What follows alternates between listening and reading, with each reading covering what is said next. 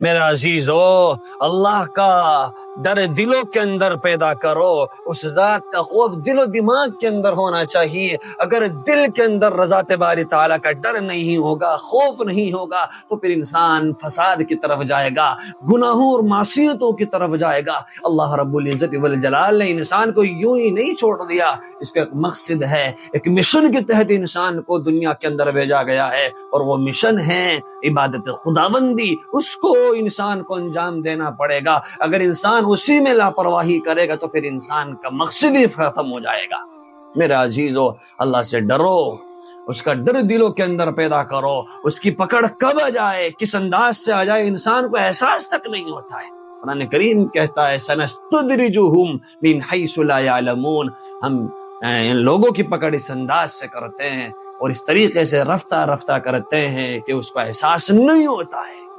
اللہ رب العزت والجلال قرآن کریم میں ارشاد فرماتے ہیں، میرا عزیزو بتاؤ مجھے، فرعون نے دریائے نیل میں ڈوبنے کا کوئی پلان نہیں تھا، مگر پھر بھی ڈوب گیا۔ شداد نے جنت بنوائی تھی اور سینکڑوں سال اس میں عیاشی کرنے کا پلان بنایا ہوا تھا، مگر جو ہی دروازے پر پہنچا دنیا کو چھوڑ کر کے چلا گیا۔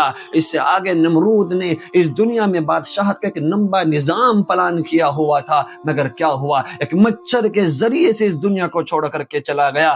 یزید نے حضرت حسین کی شہادت کر کے ایک لمبی بادشاہت قائم کرنے کا نظام بنایا ہوا تھا، مگر کیا ہوا، کچھ سالوں کے بعد ہی عبرت کی ناک اس دنیا سے موت کر کے چلا گیا۔ میرا عزیزو، ہٹلر نے بھی نہ جانے کیا کیا خواب سجائے ہوں گے، لیکن کیا ہوتا ہے، حالات پلٹے اور ایسی زد میں آیا کہ خودکشی کرنے پر مجبور ہوا۔ تو قرآن کریم کو کہتا ہے سنستدرجہم من حیث لا یعلمون، ہم اس انداز سے دھیرے دھیرے پکڑ کرتے ہیں کہ انسان کو احساس نہیں ہوتا ہے۔